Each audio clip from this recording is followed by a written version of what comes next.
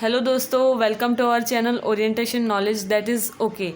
So today in this video we are just going to start chapter number first of class 12 that is reproduction in organisms. हम साथ में ही दूसरा chapter भी चला रहे हैं जो है क्लास 11th का, जो है chapter number 8 cell the unit of life. So इस वीडियो में हम इस चैप्टर के कुछ बेसिक इंट्रोडक्शन और कुछ इंपॉर्टेंट चीज़ें कवर करने वाले हैं. So hi, this is Muskan Nehra. So let's get started. सबसे पहले हमें कौन सी टर्म्स जो अभी इस वीडियो में करनी है, कौन से टॉपिक इस वीडियो में कवर करने हैं वो देखते हैं. तो जो पहली चीज़ है वो है लाइफ स्पैन, फिर उसके कुछ एग्जांपल्स, फिर हम उस एग्जांपल्स में से क्या सीखेंगे वो, और फिर एक्सेप्शंस भी हैं कुछ, फिर रिप्रोडक्शन क्या होता है वो, और उसकी एक डेफिनेशन. ओके, सो आगे बढ़ते हैं. सबसे पहली चीज़ लाइफ स्पैन. लाइफ स्पैन क्या है? इधर इंग्लिश में लिखा हुआ है a period from birth of an organism to its natural death is called life span. Example of life span देख लेते हैं. पहले आप लाइफ स्पैन को समझ लीजिए क्या होता है. बेसिकली जिस टाइम पे आप बॉर्न होते हैं, मीन्स उस पीरियड में जब आप बॉर्न होते हो वहाँ से लेकर आपकी नेचुरल डेथ तक, मीन्स कोई भी ऑर्गेनिज्म है, सॉरी आपके मतलब जो ऑर्गेनिज्म है वो, उसकी बर्थ से लेकर नेचुरल डेथ तक जो पीरियड होता है उसे हम लाइफ स्पैन बोलते हैं. उसके एग्जांपल्स देख लेते हैं. हमें आई होप आपको समझ आया होगा लाइफ स्पैन क्या होती है. बर्थ टू नेचुरल डेथ, जो नेचुरल वर्ड है it is very important here. So हम एग्जांपल देखते हैं. एग्जांपल इधर मैंने 4 एग्जांपल लिखे हैं, पर मैंने इनको इधर ब्रेक मीन्स 2-2 के पैर में लिखा है, तो हम उसको आगे रिलेट करेंगे क्या मीनिंग है. तो पहला जो एग्जाम्पल है वो है पैरट और क्रो. इधर मैंने उनके लाइफ स्पैन भी लिखे हुए हैं. और पीपल ट्री और मैंगो ट्री, टेक्स्ट बुक में आपके एनसीईआरटी में और भी लाइफ स्पैन दिए हुए हैं, पर ये मैंने कुछ आपको समझाने के लिए आपको दिया हुआ है. ओके, सो यहाँ पे पैरट और क्रो का एक बार आप ध्यान दे लीजिएगा. हम नेक्स्ट स्लाइड पे मूव करते हैं. इधर मैंने क्या लिखा हुआ, what you learned in previous example. आपने प्रीवियस एग्जाम्पल में क्या सीखा. तो इधर क्या लिखा है, life span does not depend on size of organism. तो हमने प्रीवियस स्लाइड में एक बार देखते हैं. Does not depend on size. क्यों does not depend on size का मीनिंग क्या है कि पैरोट और क्रो, आपको पता ही होगा आपको वैसे कि जो पैरोट और क्रो है उनकी साइज़ ऑलमोस्ट सिमिलर होती है, बट उनकी जो लाइफ स्पैन है वो बहुत डिफरेंट होती है. मीन्स बहुत डिफरेंस होता है उनकी लाइफ स्पैन में. You can see here parrot का जो लाइफ स्पैन है वो 140 ईयर्स है, और क्रो का जो लाइफ स्पैन है वो 40 to 50 ईयर्स का ही है. वहीं सेम एग्जाम्पल अगर हम पीपल और मैंगो ट्री में देखें तो वहाँ पर भी फॉलो होगा. पीपल ट्री का जो लाइफ स्पैन है वो थाउजेंड्स ऑफ ईयर का है, और मैंगो ट्री का जो लाइफ स्पैन है वो 200 और 300 ईयर का है. सो ऑलमोस्ट इनकी साइज़ भी सिमिलर होती है, बट इनका लाइफ स्पैन भी बहुत डिफर करता है. तो नेक्स्ट स्लाइड पे मूव करते हैं. सेकेंड पॉइंट, हमने फर्स्ट पॉइंट तो क्लियर किया. सेकेंड पॉइंट क्या है, even though they are having nearly same size, उनके पास सेम साइज होती है, फिर भी उनके लाइफ स्पैन में बहुत डिफरेंस होता है. Even though they are having nearly same size, there is a difference, huge difference in their lifespan. I hope आपको ये सेकंड पॉइंट भी समझ आया होगा. एक बार हम वापस से देख लेते हैं. Even though they are having nearly same size, उनके पास सेम साइज़ होता है. हमने देखा प्रीवियस स्लाइड में कि पीपल ट्री और मैंगो ट्री, क्रो और पैरोट, उनकी सेम साइज़ है, बट उनकी लाइफ स्पैन में बहुत डिफरेंस है. तो हम नेक्स्ट स्लाइड की और मूव करते हैं. ये लाइफ स्पैन के कुछ जो एग्जाम्पल दिए थे उसमें से आप ये सीख सकते हो, ये 2 पॉइंट्स. और जो अभी हम एक्सेप्शन केस देखेंगे, क्योंकि एक्सेप्शन केस हमेशा इंपॉर्टेंट रहे हैं, तो हम इसमें भी देखेंगे एक्सेप्शन केस. आपके एनसीईआरटी में साफ साफ फर्स्ट पेज में ही दिया हुआ है, फर्स्ट पेज में ही इतने सारे क्वेश्चन बन जाते हैं. तो जो एक्सेप्शन है वो क्या है, सिंगल सेल ऑर्गेनिज्म, जिनमें एक ही सेल होता है, एक ही सेल वाले ऑर्गेनिजम्स. तो उनके एक्सेप्शन क्या है वो देख लेते हैं. ये 3 एक्सेप्शन है, मीन्स 3 नहीं है, 2 ही है. वैसे तो एक ही मान लीजिए, पर उसको आप मीनिंग करके 2 सेंटेंसेस बना सकते हो. इमॉर्टल का मीनिंग होता है जो हमेशा अमर रहते हैं, जो कभी डेथ नहीं होती जिनकी. तो जिसका मीनिंग क्या लिखा है मैंने, that is they never die, जिसका मीनिंग है जो कभी नहीं मरते. फिर इधर क्या लिखा है, parental material goes to next generation. आपको पता होगा कि अमीबा है वो अपने, जो मैं आपको आगे की स्लाइड्स में दिखाऊंगी, जो है वो अपने मटेरियल जो है जेनेटिक मटेरियल वो अपने नेक्स्ट जनरेशन को पास कर देते हैं. उसके कारण वो कभी डेथ ही नहीं होती, क्योंकि उनका जीन हमेशा ही सर्वाइव करता है, उनमें कोई वेरिएशंस नहीं होते. तो उनके जीन में कोई वेरिएशन ही नहीं आएंगे, तो वो उनका जो पेरेंटल मटेरियल है वो हमेशा सर्वाइव करेगा. तो हम नेक्स्ट स्लाइड की ओर मूव करते हैं. अभी हम देखते हैं रिप्रोडक्शन क्या है. एक बायोलॉजिकल प्रोसेस है of an organism to give rise to a new organism. एक ऐसा प्रोसेस, बायोलॉजिकल प्रोसेस, जिसमें एक ऑर्गेनिज्म एक दूसरे नए ऑर्गेनिज्म को जो उससे सिमिलर हो उसको प्रोड्यूस करे। तो रिप्रोडक्शन से हमें 3 चीज़ें देखने को मिलती है। वेरिएशन यानी कुछ चेंजेस, और जो जैसे कि आपका एग्जांपल दूँ तो the variation come from your mother to you, father to you, वैसे वेरिएशंस, जो सिमिलरिटीज़ और जो वेरिएशंस आपके और आपके पेरेंट्स में दिखते हैं वो। और सेकंड जो है उससे, उस पॉइंट का मीनिंग ये है better survival of an organism. जितना वेरिएशन होगा उसी से हमारा जो सर्वाइवल है वो भी बेटर हो जाएगा। और leads to inheritance, reproduction leads to inheritance, इससे इनहेरिटेंस भी आएगा। जैसे हम वारिस बोलते हैं ना, वारसा, जो हमें वारिस में मिलता है वो इनहेरिटेंस है। तो हमें पेरेंट्स से में हमें मिला है जो हमारी प्रॉपर्टीज़ है वो। और रिप्रोडक्शन के 2 टाइप्स हैं, इधर एसेक्सुअल और सेक्सुअल है। हम ये दोनों टाइप्स अगले वीडियोस में ही कवर करेंगे, बट इस वीडियो में हम कुछ एग्जांपल्स देख लेते हैं और इनके बीच का डिफरेंस कवर कर लेते हैं बस। इनके एग्जांपल्स को हम डिटेल में नेक्स्ट वीडियोस में ही करेंगे। तो आगे बढ़ते हैं। अभी टाइप्स ऑफ रिप्रोडक्शन हमने आपको आगे ही बताया, एसेक्सुअल और सेक्सुअल। और अभी मैंने इधर पॉइंट्स लिखे हैं, आप इसका स्क्रीनशॉट ले सकते हो। बहुत इंपॉर्टेंट और बहुत शॉर्ट में मैंने लिखे हैं पॉइंट्स।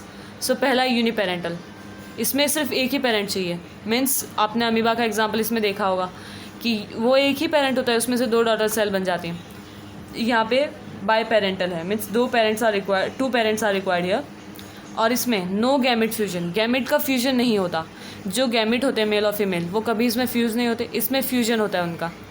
और ये थर्ड पॉइंट है इन लोअर ऑर्गेनिजम्स। लोअर ऑर्गेनिजम्स कौन से? अमीबा, हाइड्रा, प्लाज्मोडियम, ये सब लोअर ऑर्गेनिजम्स हैं। इनमें सिंगल सेल होती है, बहुत लोअर फीचर्स होते हैं इनके। और सेक्सुअल रिप्रोडक्शन में हाइयर ऑर्गेनिजम्स जैसे कि ह्यूमंस, प्लांट्स, एनिमल्स। और फोर्थ पॉइंट है नो जाइगोट फॉर्म, जाइगोट कभी फॉर्म नहीं होता इनमें। मे बी इधर इसमें गैमेट फॉर्म हो जाते हैं पर उनका फ्यूजन नहीं होता, और इधर जाइगोट कभी फॉर्म नहीं होते। और वेयर इज सेक्सुअल रिप्रोडक्शन में जाइगोट फॉर्म हो जाते हैं। एसेक्सुअल रिप्रोडक्शन फास्टर है और ये यहाँ पर स्लोअर है, बहुत स्लो प्रोसेस है, इट टेक टाइम। बट ये है माइटोसिस है इसमें, तो माइटोसिस ही होगा इसमें, तो ये बहुत फास्टली रिप्रोड्यूस कर लेते हैं। और इसमें सिर्फ माइटोसिस ही होता है, इसमें mitosis as well as meiosis भी होता है। इसमें क्लोन्स फॉर्म होते हैं। क्लोन्स क्या होते हैं मैं अभी आपको बताती हूँ, और इसमें क्लोन्स फॉर्म नहीं होते। तो हम देख लेते हैं क्लोन्स क्या होते हैं। क्लोन्स बेसिकली होते हैं ऐसे ऑर्गेनिज्म जो मॉर्फोलॉजिकली और जेनेटिकली सिमिलर हो अपने पेरेंट्स से। जैसे कि अगर हम अमीबा का ही एग्जांपल लें तो अमीबा के जो डॉटर सेल्स होंगी वो अपने पेरेंट्स से बिल्कुल सिमिलर होंगे, not a single difference will be there. So वो क्लोन्स होते हैं जो एकदम जेनेटिकली और मॉर्फोलॉजिकली स्ट्रक्चर में भी सेम होंगे, फिर उनमें कोई वेरिएशंस भी नहीं आएंगे। ओके, वेरिएशंस क्यों नहीं आएंगे? क्योंकि इसमें गैमेट फ्यूजन नहीं होगा, तो इसलिए वेरिएशंस भी नहीं आएंगे। और इसमें गैमेट फ्यूज होंगे तो इसमें जो वेरिएशंस दिखाई देंगे। इसमें एग्जांपल्स एनिमल एंड प्लांट्स है, और एसेक्सुअल रिप्रोडक्शन के एग्जांपल्स हम आगे देखते हैं। Now move towards next slide. So इधर मैंने एग्जांपल लिए हैं, बहुत अच्छी स्लाइड्स आगे वाली, आप देखिएगा बस। अभी ये एग्जांपल है इसका, एसेक्सुअल में बता रहे हैं हम। पहला जो एग्जांपल है वो अमीबा फ्यूजन का है। 2 एग्जांपल और है, आगे मैं आपको हाइड्रा का एग्जांपल दूंगी। तो ये जो अमीबा है, आपको अमीबा दिख रहा होगा, ये इसके पास न्यूक्लियस है एक अपना और एक स्ट्रक्चर है। ओके, ये जो फर्स्ट स्टेप है पेरेंट सेल है। ये फर्स्ट स्टेप में पेरेंट सेल अकेला होता है, फिर वो आगे जाके अपने न्यूक्लियस को सबसे पहले डिवाइड करेगा। आपको ये इंपॉर्टेंट याद रखना है कि पहले क्या डिवाइड करेगा, साइटोप्लाज्म या न्यूक्लियस। तो ये पहले अपने न्यूक्लियस को डिवाइड करेगा। इधर सेकेंड पॉइंट है न्यूक्लियस डिवाइड्स, अपने न्यूक्लियस को डिवाइड किया और इधर से ही स्टेप स्टार्ट हो जाएगा साइटोप्लाज्म के डिवीजन का। ये देखो साइटोप्लाज्म डिवाइड होने लगा, यहाँ से अब ये कट हो जाएगा, यहाँ से ये सेपरेट हो जाएंगे मीन्स, और ये जो न्यूक्लियस है वो दोनों अपने अलग अलग बॉडीज़ में चले जाएंगे। तो ये 2 सेल्स बन जाएंगे इधर से। थर्ड स्टेप है साइटोप्लाज्म डिवाइड्स। फोर्थ स्टेप है कि अमीबा 2 इंडिविजुअल, वो जो डॉटर सेल्स है वो 2 इंडिविजुअल अमीबा बन जाएंगे। तो ये 2 डॉटर सेल फॉर्म होंगे फोर्थ स्टेप में। तो ऐसे ही नेक्स्ट का एग्जांपल देखते हैं हम हाइड्रा में। देखिए हाइड्रा बडिंग में भी वही होता है। एक बार बैक स्लाइड में जाते एक बार, आपको इधर पता चला ना कि एक सेल में से 2 सेल्स बने और इसमें न्यूक्लियस डिवीजन हुआ, साइटोप्लाज्म डिवाइड हुआ। तो ये इसमें एक ही पेरेंट है, नो वेरिएशंस, क्योंकि इसमें एक ही मतलब जो इसके पास जीन थे वही इसमें कॉपी होके इधर इनके पास दोनों के पास सेम आ गए। मीन्स दोनों के पास सेम जेनेटिक मटेरियल है, तो ये क्लोन्स हुए, ये क्या हुए, क्लोन्स। सो हम नेक्स्ट स्लाइड में देखते हैं। ये फर्स्ट स्टेप है, ये सेकंड, ये थर्ड, देन ये फोर्थ, फिफ्थ एंड सिक्स। तो फर्स्ट स्टेप में क्या है, ये आपका हाइड्रा है। हाइड्रा में बडिंग होती है, ये फ्यूजन, बडिंग, स्पोरुलेशन, फ्रेगमेंटेशन, ये हम आगे वाले वीडियोस में अच्छे से कवर कर लेंगे नेक्स्ट वीडियो में। तो ये हाइड्रा है, हाइड्रा कुछ ऐसा दिखता है, ओके। फिर इसमें आपको ये जो स्ट्रक्चर दिख रहा है, ये एक एक्सटर्नल टाइप का स्ट्रक्चर दिख रहा है, जो आउटवर्ड स्ट्रक्चर बोलते हैं इसे, इसको हम बड बोलते हैं, ओके। ये जो स्ट्रक्चर है, ये बड, ये आगे जाके हाइड्रा जैसा अपना शेप बनाना शुरू करेगा। ये जो इसके पास ये जो सीलिया टाइप के, फ्लैजिला टाइप के जो चीज़ें हैं, ये इसके अंदर भी ग्रो होना स्टार्ट होंगी। मे बी आपको दिख रहा होगा। तो इसमें ये जो हाइड्रा है, जो नेक्स्ट हाइड्रा, डॉटर हाइड्रा है, वो वापस थोड़ा बड़ा होने लगेगा, ग्रो करने लगेगा। इनके जो साइड मीन्स न्यूक्लियस है, वो भी इसके अंदर भी अपना इंडिविजुअल न्यूक्लियस आ जाएगा। फिर यहाँ से ये कट हो जाएगा, ओके, यहाँ से ये कट हो जाएगा। फिर इस स्टेप के अंदर ये दोनों सेपरेट हो गए एक दूसरे से। फिर ये जो हाइड्रा है, वो एक इंडिविजुअल हाइड्रा बन जाएगा, जो आगे कैपेबल होगा आगे बडिंग के लिए भी।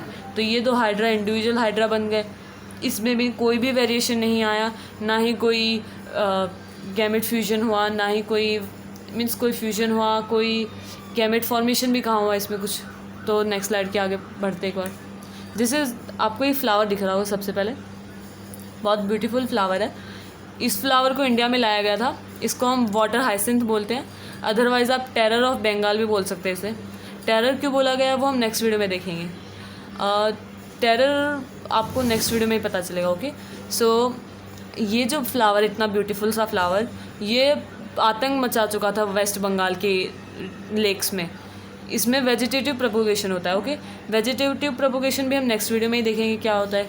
ये एक टाइप का एसेक्सुअल रिप्रोडक्शन ही है, और इसमें हम कुछ ऐसे पार्ट्स का यूज़ करते हैं जिससे हमारा आगे प्रोपोगेशन हो। तो इसमें हम ऑफसेट टाइप का, मैं आपको अभी बता देती हूँ, ऑफसेट टाइप का प्रोपोगेशन होगा। इतना ब्यूटीफुल फ्लावर है, बट ये बहुत टेरर किया है इसने बंगाल में, इसलिए इसका नाम टेरर ऑफ बंगाल। चलो मैंने बताई दिया आपको, चलो आगे बढ़ते हैं। सो आज की वीडियो में बस इतना ही, that's enough for this video. Next video में हम एसेक्सुअल रिप्रोडक्शन पूरा कवर करेंगे, वो भी डिटेल में। और stay tuned with us and thank you and have a nice day. So if you like our video, so please like it, share it, subscribe to our channel. So thank you again and have a nice day. तब तक के लिए bye bye, okay.